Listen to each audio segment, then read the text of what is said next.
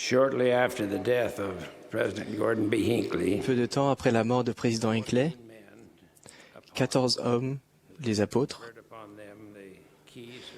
qui ont sur eux ont pu détenir les clés de la prêtrise, ont pu s'assembler dans le temple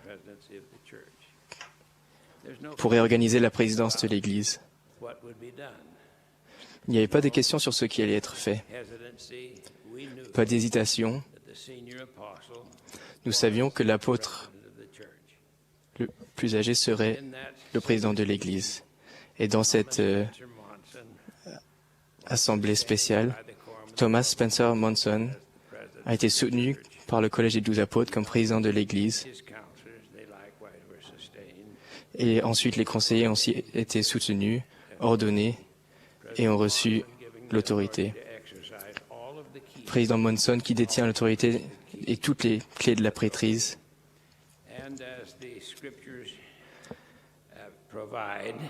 Et comme les Écritures l'indiquent, il n'y a pas d'autre homme sur terre qui a le droit d'exercer toutes les clés, mais nous les tenons tous. Dans ce groupe, il y a dans ce groupe un homme qui est appelé et ordonné, qui devient le président de l'Église de Jésus-Christ des Saints des derniers jours. Déjà, il avait été soutenu depuis des années en tant que prophète, voyant révélateur. Il y avait alors un poste libre.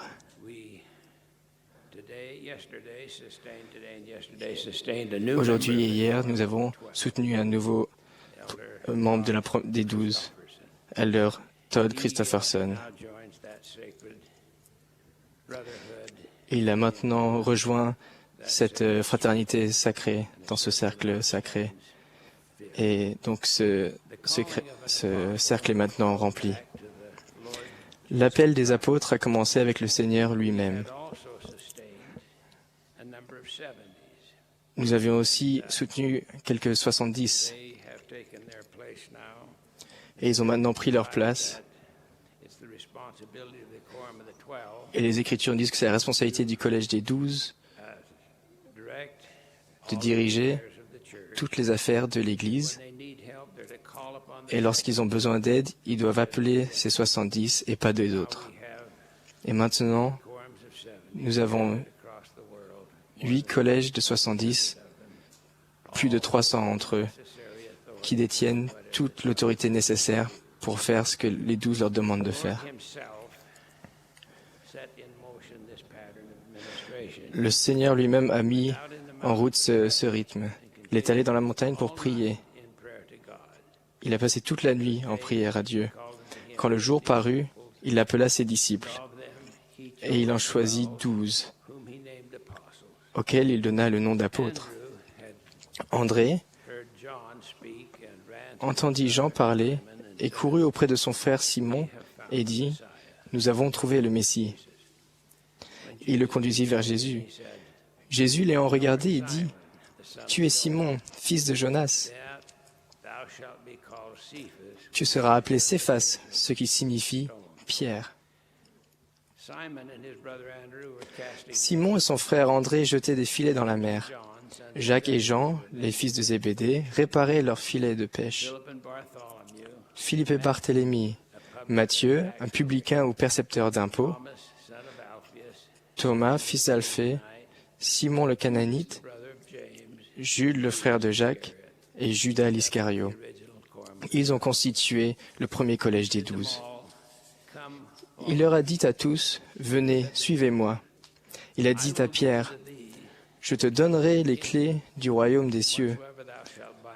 Ce que tu lieras sur la terre sera lié dans les cieux, et ce que tu délieras sur la terre sera délié dans les cieux. » Et il a dit aux 12, « En vérité, je vous le dis, celui qui croit en moi fera aussi les œuvres que je fais. Et il en fera de plus grandes, parce que je m'en vais au Père. » Il a donné à ses apôtres pouvoir et autorité sur tous les démons, avec la puissance de guérir les maladies. Il les a envoyés prêcher le royaume de Dieu et guérir les malades partout. Et il a dit, Les 12 détiennent les clés pour ouvrir l'autorité de mon royaume aux 4 coins de la terre. Et ensuite, pour envoyer ma parole à toute la création. Jésus a demandé à ses disciples, « Qui dit-on que je suis, moi, le Fils de l'homme » Simon-Pierre répondit, « Tu es le Christ, le Fils du Dieu vivant. » Quand Jésus enseignait à la synagogue, beaucoup des disciples ont dit, « Cette parole est dure. Qui peut l'écouter » Dès ce moment, plusieurs de ses disciples se retirèrent et ils n'allaient plus avec lui.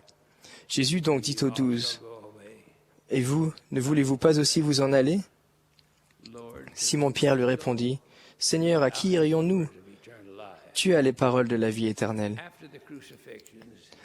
Après la crucifixion, les apôtres se sont souvenus qu'il leur avait dit qu'ils devraient rester à Jérusalem.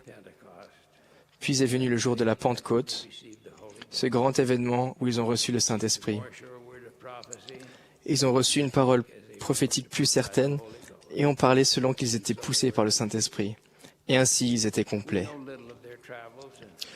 Nous savons peu de choses sur leur voyage et seulement où et comment quelques-uns d'entre eux sont morts. Jacques a été tué à Jérusalem par Hérode. Pierre et Paul sont morts à Rome. La tradition veut que Philippe soit allé en Orient. Nous ne savons pas grand-chose de plus. Ils se sont dispersés, ils ont enseigné, témoigné et ont établi l'Église. Ils sont morts pour leurs croyances. Et avec leur mort sont venus les sombres siècles de l'apostasie.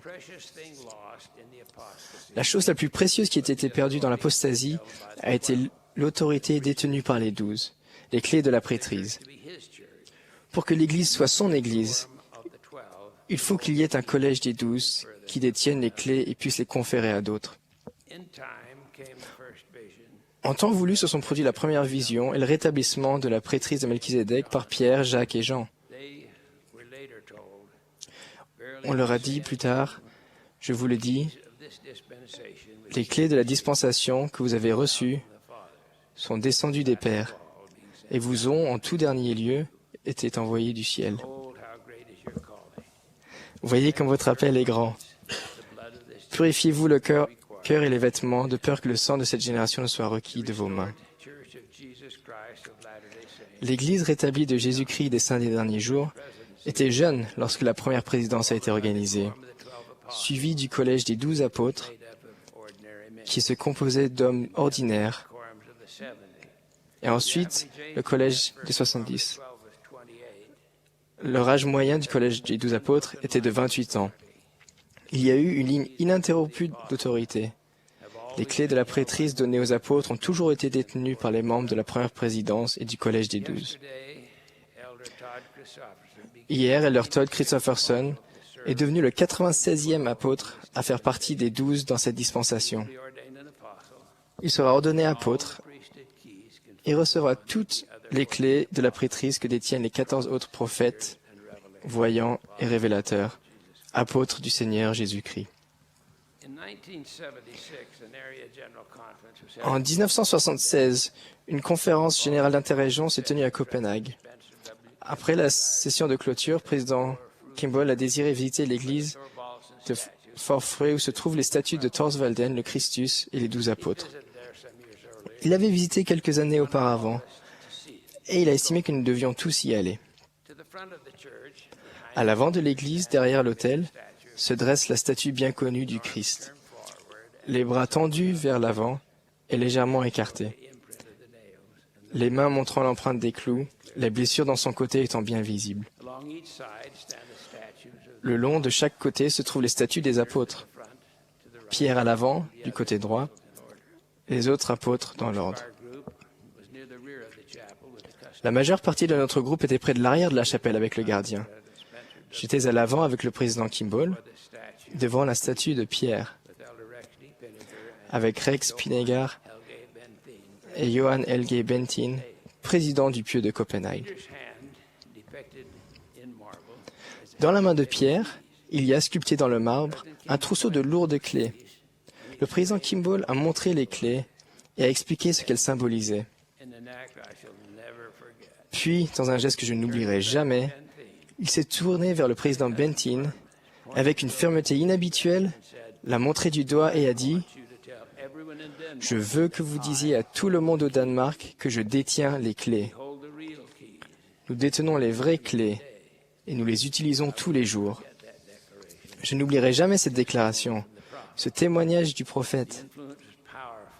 Il s'en dégageait une grande puissance spirituelle et l'impression était presque même physique. Nous sommes allés au fond de la chapelle où était le reste du groupe. En montrant les statues, le président Kimball a dit aux gentils gardiens « Ce sont les apôtres morts. » En me montrant, il a dit « Ici, nous avons les apôtres vivants. Elder Packer est un apôtre. Elder Monson et Elder Perry sont des apôtres. Et je suis un apôtre. Nous sommes les apôtres vivants. Vous avez lu qu'il y avait des 70 dans le Nouveau Testament. Et voici 2 des 70 vivants, Elder Pinegar et Elder Hells. Le gardien, qui jusqu'alors n'avait montré aucune émotion, a soudain fondu en larmes. Il m'a semblé alors que j'avais eu l'expérience de ma vie. Nous croyons à la même organisation que celle qui existait dans l'Église primitive, à savoir apôtres, prophètes, pasteurs, docteurs, évangélistes, etc. Lorsque les 70 sont ordonnés, bien qu'ils ne soient pas ordonnés apôtres ni le détiennent de clés, ils ont l'autorité. Et les 12 doivent faire appel avant tous autres aux 70 lorsqu'ils ont besoin d'aide pour remplir les divers appels à prêcher et administrer l'Évangile. Aujourd'hui, il y a 308 autorités 70 dans 8 collèges. Ils représentent 44 pays et parlent 30 langues. Nous n'entendons pas dire que des clés de la prêtrise sont exercées dans les autres églises chrétiennes. Il semble étrange que certains disent de nous que nous ne sommes pas chrétiens, quand nous sommes les seuls à avoir l'autorité et l'organisation qui l'a établie. Les 12 actuels sont des gens tout à fait ordinaires. Pas plus que les 12 originels, ils ne sont pas des personnalités spectaculaires, mais collectivement, les 12 sont un pouvoir. Nous avons exercé toutes sortes de métiers. Nous sommes des scientifiques, des hommes de loi, des enseignants. Frère Nelson a été un pionnier de la chirurgie cardiaque. Il a effectué des milliers d'interventions chirurgicales. Il m'a dit qu'il donnait à chaque patient qui subissait une chirurgie cardiaque une garantie à vie.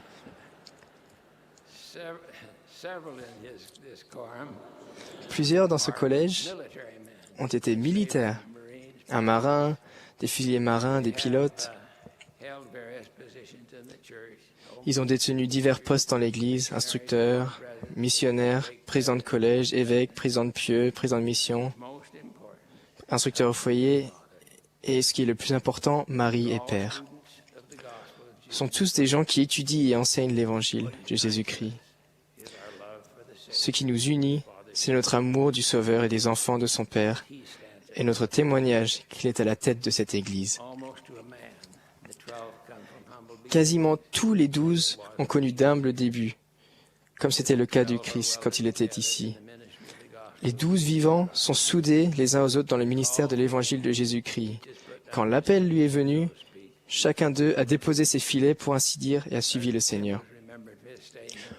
Nous nous souvenons du président Kimball pour sa phrase « Ma phrase est comme mes chaussures, à user jusqu'à la corde ». Cela s'applique à tous les membres des 12. Nous nous usons aussi au service du Seigneur. Nous le faisons de bon cœur. Ce n'est pas une vie facile pour nous, ni pour nos familles. Je ne trouve pas les mots pour décrire l'apport, les services et le sacrifice consentis par les femmes des dirigeants de la prêtrise dans le monde.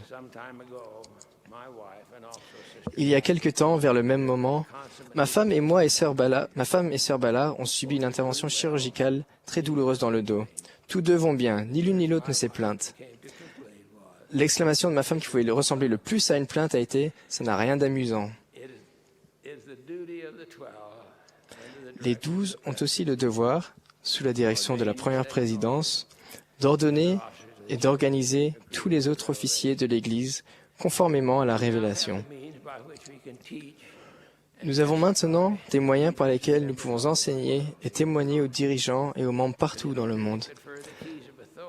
Mais pour conférer les clés de l'autorité dans cette ligne ininterrompue aux dirigeants de la prêtrise par l'imposition des mains, partout où ils sont dans le monde, l'un de nous doit être là chaque fois. Le Seigneur a dit, « Et de plus, je te dis que quiconque tu enverras en mon nom, par la voix de tes frères, les 12, dûment recommandés et autorisés par toi, aura le pouvoir d'ouvrir la porte de mon royaume à toute nation où tu l'enverras. » Les Écritures décrivent les 12 comme des conseillers voyageurs. Je ne diffère en aucune façon de mes frères des 12, des 70 et de l'épiscopat, avec qui j'œuvre depuis 47 ans. Quand je vous dis que les registres montrent que je suis allé plus de 75 fois au Mexique, en Amérique centrale et en Amérique du Sud, plus de 50 fois en Europe, 25 fois au Canada, 10 fois dans les îles du Pacifique Sud, 10 fois en Asie, 4 fois en Afrique, 2 fois en Chine, en Israël, en Arabie Saoudite, au Bahreïn, en République dominicaine, en Inde, au Pakistan, en Égypte et dans beaucoup d'autres endroits du monde. Et certains ont voyagé encore plus que cela. Les apôtres détiennent toutes les clés de la prêtrise. Néanmoins, tous les dirigeants comme aussi les membres peuvent recevoir la révélation personnelle. En fait, il est attendu d'eux qu'ils la demandent par la prière et agissent en conséquence par la foi. Car par lui, nous avons accès auprès du Père dans un même esprit. Ainsi donc, vous n'êtes plus des étrangers, ni des gens du dehors, mais vous êtes concitoyens des saints, gens de la maison de Dieu. Vous avez été édifiés sur le fondement des apôtres et des prophètes, Jésus-Christ lui-même étant la pierre angulaire. Et maintenant, Elder Christopherson pourrait se demander, comme je l'ai fait, pourquoi faut-il qu'on ordonne quelqu'un comme moi au Saint Apostolat? Il y a tellement de qualifications qui me manquent. Il y a tant de déficiences dans mes efforts pour servir. Il n'y a qu'une chose, une seule qualification qui peut l'expliquer. Comme Pierre et tous ceux qui ont été ordonnés depuis, j'ai ce témoignage. Je sais que Dieu est notre Père. Il a présenté son Fils Jésus-Christ à Joseph Smith. Je vous déclare que je sais que Jésus est le Christ. Je sais qu'il vit. Il est né au midi des temps. Il a enseigné son évangile et a été mis à l'épreuve. Il a souffert, a été crucifié et est ressuscité le 3e jour. Comme son Père, il a un corps de chair et d'os. Il a accompli son expiation. Je suis son témoin. J'en rends témoignage au nom de Jésus-Christ. Amen.